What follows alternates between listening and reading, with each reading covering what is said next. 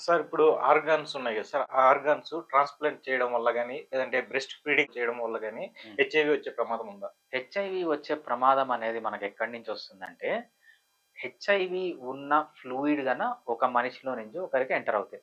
ఎక్కడెక్కడుంటది HIV అంటే, ఒక మనిషి రక్తంలో ఉంటది. అదేవిధంగా మనిషి సెమెన్‌లో ఉంటది. అంటే సెక్స్ చేసేటప్పుడు మగవాళ్ళ వైట్ లిక్విడ్ వస్తుంది. దాన్ని సెమెన్ అంటాం. అక్కడుంటది. ఆడవాళ్ళ వజైనల్ ఫ్లూయిడ్ అంటే వజైనాలోంచి ఫ్లూయిడ్ వస్తుంది కదా! దాంట్లో ఉంటుంది. బ్రెస్ట్ మిల్క్‌లో ఉంటుందనమాట. సో, ఈ ప్లేసుల్లోనే సెమన్. అంతేకాకుండా యానల్ కెనాల్ అంటే మోషన్ వచ్చే ప్లేస్‌లో కొంచెం లిక్విడ్ ఉంటుంది కదా! ఆ లిక్విడ్‌లో కూడా ఉంటుందనమాట. ఈ లిక్విడ్స్ గన ఒకరి నుంచి ఒకరికి ట్రాన్స్‌ఫర్ అయితే అవి హెచ్ఐవి వచ్చే ఛాన్స్ ఉంది. ఏదన్నా ఒకరి పేషెంట్‌కి హెచ్ఐవి ఉంది. ఆ పేషెంట్ నుంచి ఒక ఆర్గాన్ తీసుకొని ఇంకో పేషెంట్‌లో పెట్టినారంటే దానికి కొంచెం రక్తం అంటుకొని ఉంటుంది కదా!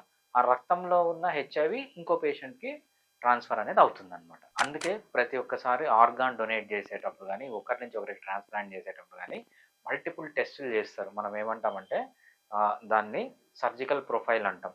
సో, ఇవే కాకుండా హెచ్ఐవి టెస్ట్ ఒకటే కాకుండా హెపటైటిస్ బి ఏమన్నా ఉందా? వేరే వైరస్‌లు ఏమన్నా ఉన్నాయా? అని టెస్ట్ చేసి అన్నీ నార్మల్‌గా ఉంటేనే ఒకరి నుంచి ఒకరికి ఇస్తారు. లేదంటే ఇవ్వరు. దాని గురించి వరీ కావాల్సిన అవసరం అనేది లేదనమాట.